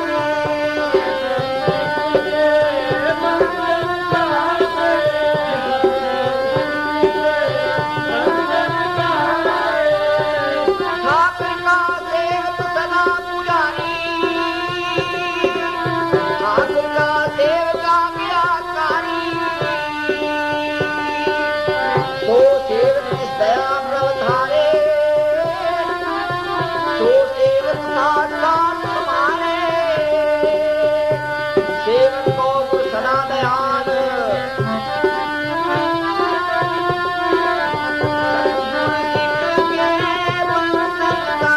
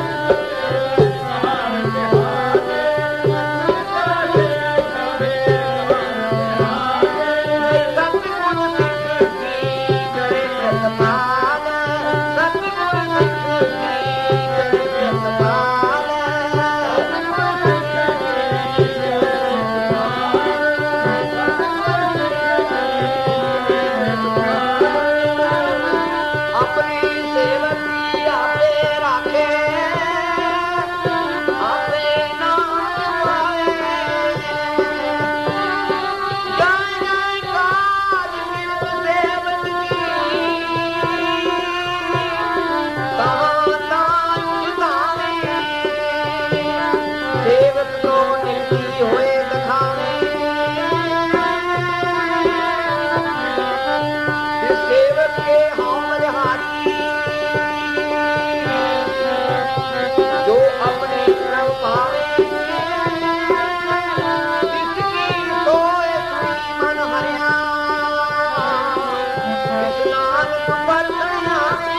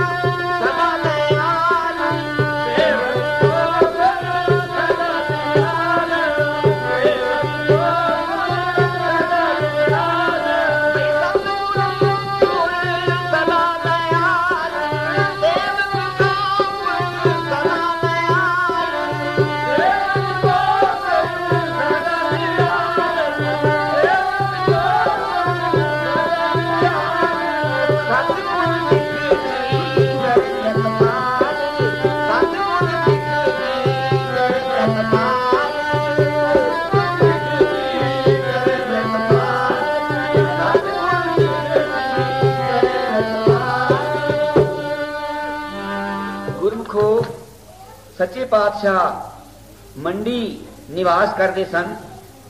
करीबन बहुता हिस्सा गर्मियां का गरीबनवाज मंडी दर्शन देंदे और उस रमणीक जगह के किन्ने भाग चंगे सन कि वो दरिया के किनारे कोठी ब्यासा दरिया के किनारे गरीबनवाज करीबन मेरा ख्याल है कि 40-45 साल का अरसा हो गया उस जगह नूं भाग लगदियां ते सच्चे पातशाह दर्शन दे रहे सन ते संगतां भी उदों बहुत सन। उत्थे दीवान लगा होया ते एक पत्रिका आई उस नूं सच्चे पातशाह जी ने खोल के पढ़िया ते काफी विचार च गरीबनवाज पै गए ते फिर उस पत्रिका नूं बंद करके उसे वेले हुक्म दिता कि सारी संगत स्नान पानी करके आओ, जो माई भाई है सब स्नान करके आओ। हुक्म दी देर सी, बस अख दे फोड़ च संगतां दौड़ गईयां, स्नान पानी करके सोध दे आ पहुंचियां संगतां। हुक्म होया कि एक वरनी करो। वरनी ते 20-25 आदमी कर सकते सन। मेरा ख्याल है कि 200 के करीब सिंह सी और 100-150 माइयां सन। सारी संगत स्नान पानी करके आ गई ते हुक्म होया कि वरनी करो। कारण की सी, लम्मे नगर दे कोई शरीर सन नामधारी जेड़े के कोई किसे केस दे विच आ गए सन और उदों अंग्रेज दा राज सी, बहुतियां नूं फांसी हो जाती सी ते उन्हां नूं भी फांसी की सजा हो चुकी सी। ते सतगुरां वाल उन्हां पत्रिका लिखी ते उन्हां दी जिहड़ी अपील सी, रहम दी अपील, वो बाकी सी। सतगुरां वाल उन्हां ने पत्रिका लिखी कि गरीबनवाज भई हुण साडा होर कोई बाली बारिश नहीं, तुसीं बख्श सकदे हो, तुसीं किरपा कर सकदे हो। क्यों कि सतगुरु दे तां जिहड़े चरनां दे भिखारी हन वो फांसियां कट दिंदे हन। हुण हाले हार टाले संत, मोया को जवाले संत, संत के छुड़ाए फिर फाही नहीं फसदा। जदों संत दर्शन सिंह ते संत खजान सिंह जी इन्हां दे भराता, 2 भाई ते एक इन्हां दा पिता, इन्हां नूं भी किसे केस दे विच फांसी की सजा हो गई सी। ये जमीनां दे झगड़े हुंदे हन जमींदारां दे, ते उन्हां नूं फांसी की सजा हो गई। उन्हां दिनां दे विच ही दिवाली का मेला सी अंबरसर, ते साध संगत इकट्ठी हुई ते पर ये बेचारे दोनों ही अजे उदों भर जवानी विच सी ये दोनों रागी सिंह, हुण ते बिरध अवस्था हो गई। ते आसा दी वार दा कीर्तन इन्हां ने शुरू किया। वारा नहीं उस दिन लगा, वार लगी आसा दी वार। इन्हां राग च आसा दी वार सुनाई, पर इदां दी सुनाई कि असी नहीं सी कदी सुनी। ਤੇ ਖਜ਼ਾਨ ਸਿੰਘ ਨੂੰ ਦਵੇਂ ਦੀ ਕਸਰ ਸੀ। ਇਹ ਇੰਨਾ ਜ਼ੋਰ ਲਾ ਕੇ ਇਹਨਾਂ ਨੇ ਵਾਰ ਲਾਈ, ਅਸੀਂ ਕਿਹਾ ਵੀ ਜਾਂ ਤੇ ਅੱਜ ਇਹ ਚੜਾਈ ਕੱਚਾ ਕਰ ਜਾਏਗਾ। ਪਤਾ ਨਹੀਂ ਕਿਉਂ ਇਹ ਇੱਕਦਮ ਹਾਲੋਂ ਬਿਹਾਲ ਕੀਰਤਨ ਦਾ ਭੋਗ ਪਿਆ, ਅਰਦਾਸ ਹੋਈ ਤੇ ਦੋਨੋਂ ਭਰਾ ਹੱਥ ਜੋੜ ਕੇ ਗਲ 'ਚ ਪੱਲਾ ਪਾ ਕੇ ਖੜੇ ਹੋ ਗਏ। ਤੇ ਸੱਚੇ ਪਾਤਸ਼ਾਹ ਮਿਹਰ ਦੇ ਘਰ ਆਏ, ਕਹਿੰਦੇ ਕੀ ਗੱਲ ਹੈ ਬਈ? ਤੇ ਬਸ ਦੋਨਾਂ ਦੀਆਂ ਬੁੱਬਾਂ ਨਿਕਲ ਗਈਆਂ ਕਿ ਗਰੀਬ ਨਵਾਜ਼, ਅਸੀਂ ਤੇ ਤੇਰੇ ਦਰ ਦੇ ਕੁੱਕਰ ਹਾਂ ਤੇ ਬਖਸ਼ਿਸ਼ ਕਰੋ। ਬਸ ਕਹਿੰਦੇ ਬਹਿ ਜਾਓ, ਮੈਨੂੰ ਲੱਗ ਗਿਆ ਪਤਾ। ਅਸੀਂ ਉਸੇ ਵੇਲੇ ਸਾਰੀ ਸੰਗਤ ਨੇ ਅੰਦਾਜ਼ਾ ਲਾ ਲਿਆ ਸੀ ਕਿ ਇਹਨਾਂ ਦੀ ਫਾਂਸੀ ਕੱਟੀ ਗਈ। ਉਹ ਦੂਸਰੀ ਤਾਰੀਖ ਦੇ ਵਿੱਚ ਉਹਨਾਂ ਨੂੰ ਉਹ ਫਾਂਸੀ ਦੀ ਸਜ਼ਾ ਜਿਹੜੀ ਉਹ ਕੈਦ ਦੇ ਵਿੱਚ ਤਬਦੀਲ ਹੋ ਗਈ ਔਰ ਉਹ ਥੋੜੀ ਜਿਹੀ ਸਜ਼ਾ ਭੁਗਤ ਕੇ ਉਹ ਆਪਣੇ ਘਰੀ ਆ ਗਏ। ਸੋ ਮੇਰਾ ਅਰਜ਼ ਕਰਨ ਦਾ ਭਾਵ, ਉਹਨਾਂ ਸਿੰਘਾਂ ਨੇ ਜਦੋਂ ਅਰਜ਼ ਲਿਖੀ ਸਤਿਗੁਰਾਂ ਪਾਸ, ਤੇ ਸਤਿਗੁਰਾਂ ਨੇ ਸੰਗਤ ਨੂੰ ਤੇ ਹੁਕਮ ਦੇ ਦਿੱਤਾ ਕਿ ਵਰਨੀ ਕਰੋ, ਅਰਦਾਸ ਕਰੋ। ਤੇ ਆਪ ਇਹ ਹਾਜ਼ਰਾ ਹਜ਼ੂਰ ਸਤਿਗੁਰੂ ਜੀ ਜਗਦੀਸ਼ ਸਿੰਘ ਜੀ ਇਹਨਾਂ ਨੂੰ ਨਾਲ ਲੈ ਕੇ ਔਰ 2-3 ਸਰੀਰਾਂ ਨੂੰ ਹੋਰ ਇਹਨਾਂ ਨੂੰ ਨਾਲ ਲੈ ਕੇ ਤੇ ਦਰਿਆ ਵੱਲ ਨੂੰ ਚਲੇ ਗਏ। ਦਰਿਆ ਦੇ ਬਿਲਕੁਲ ਕਿਨਾਰੇ ਹੀ ਹੈ ਕੋਠੀ, ਐਵੇਂ 50 ਕਰਮਾਂ ਦਾ ਫਾਸਲਾ ਹੈ। ਉਧਰ ਚਲੇ ਗਏ ਤੇ ਜਾ ਕੇ ਮੌਤ ਚ ਆਏ ਹੋਏ ਪੱਥਰ ਇੱਕ ਚੁੱਕ ਲਿਆ, ਪੱਥਰ ਚੁੱਕ ਲਿਆ, ਉਸ ਨੂੰ ਦੂਸਰੇ ਇੱਕ ਵੱਡੇ ਪੱਥਰ ਦੇ ਵਿੱਚ ਮਾਰਿਆ। ਨਾਲ ਹੀ ਕਹਿੰਦੇ ਸਤਿਗੁਰੂ ਜਗਜੀਤ ਸਿੰਘ ਜੀ ਨੂੰ ਕਹਿਣ ਲੱਗੇ, ਕਾਕਾ ਦੇਖ ਤੈਨੂੰ ਪੱਥਰ ਤੋੜ ਕੇ ਦਿਖਾਵਾਂ। ਹੁਣ ਉਹ ਕੀ ਪਤਾ ਸੀ ਵੀ ਇਹ ਪੱਥਰ ਤੋੜਨ ਲੱਗੇ ਕਿ ਕਿਸੇ ਦੀ ਫਾਂਸੀ ਕੱਟਣ ਲੱਗੇ ਹੈ। ਪੱਥਰ 'ਚ ਪੱਥਰ ਮਾਰਿਆ, ਜ਼ੋਰ ਨਾਲ ਨਹੀਂ ਟੁੱਟਿਆ।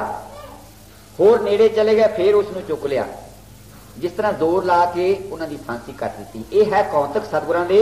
ਮੱਖਣ ਸ਼ਾਹ ਲਵਾਣੇ ਦਾ ਜਹਾਜ਼ ਉਸੇ ਤਰ੍ਹਾਂ ਦ੍ਰਿਸ਼ਟੀ ਨਾਲ ਵੀ ਲੰਘ ਸਕਦਾ ਸੀ, ਮਗਰ ਨਰਲੀਲਾ ਕੀਤੀ ਹੈ। ਜਿਸ ਵੇਲੇ ਆ ਕੇ ਰੱਖਣ ਲੱਗਾ ਮੋਹਰਾਂ, ਕਹਿੰਦੇ 5 ਸੈ ਸੁਖੇ ਤੇ 5 ਚੜਾਵਾ, ਦੇਖ ਸਿੰਘਾ ਮੇਰਾ ਮੋਢਾ ਬਾਵਾ, ਮੇਰਾ ਬਾਇਆ ਮੋਢਾ ਖੱਬਾ ਮੋਢਾ ਦੇਖ, ਨਿਸ਼ਾਨ ਨਹੀਂ ਪਏ ਹੋਏ। ਉਹ ਸਮੁੰਦਰ ਦੇ ਵਿੱਚ ਜਿਸ ਤਰ੍ਹਾਂ ਕੋਈ ਬਲੀ ਮੰਗਦੇ ਹੋਏ, ਆਮ ਕਹਾਵਤ ਮਸ਼ਹੂਰ ਆ, ਜਹਾਜ਼ ਅੜ ਜਾਣਾ ਕਹਿਣਾ ਬਲੀ ਮੰਗਦੇ। ਜਿਸ ਤਰ੍ਹਾਂ ਗੁਰੂ ਅਰਜਨ ਦੇਵ ਜੀ ਦੀ ਕਥਾ ਚਾਹੁੰਦੀ ਵੀ ਉਹ ਤਿਲਕੇ ਜੋਗੀ ਦਾ ਨੂੰ ਸਿੱਟ ਦਿੱਤਾ ਸੀ ਬਲੀ ਦੇਣ ਵਾਸਤੇ, ਜਹਾਜ਼ ਨਹੀਂ ਸੀ ਤੁਰਦਾ।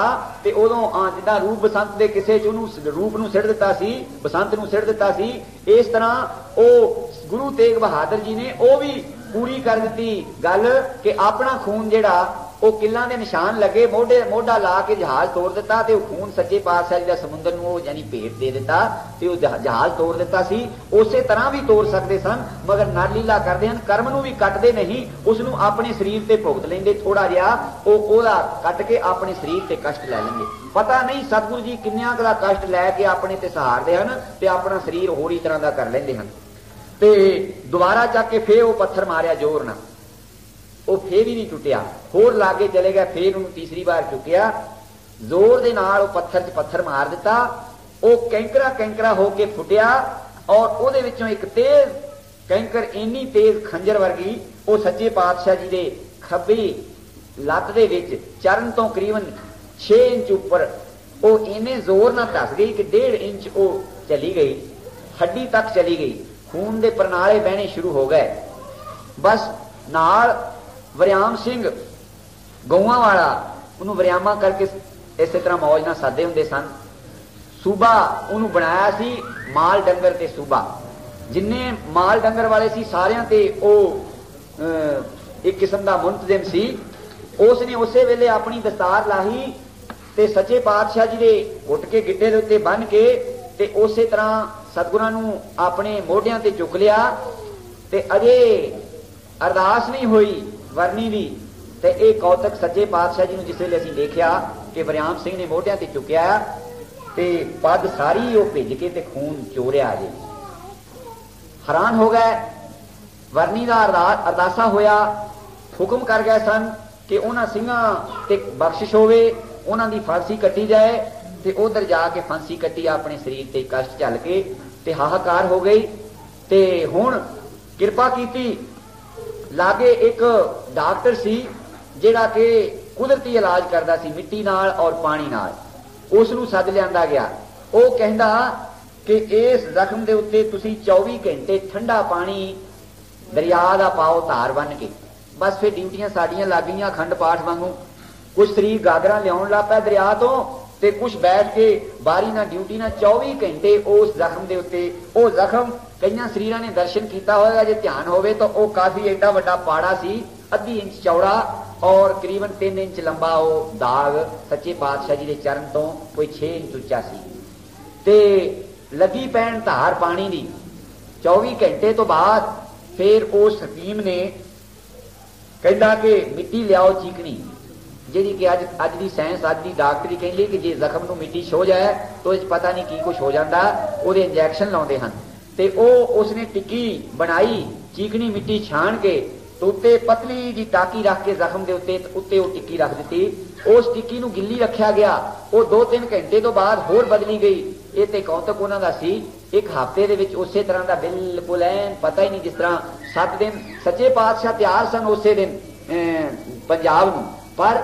कौतक करना सी उन्हां दे बंधन कटे जिस तरह मैं पंक्ति दे विच अर्ज कीती है कि सतगुर सिख के बंधन कटे सतगुर सिख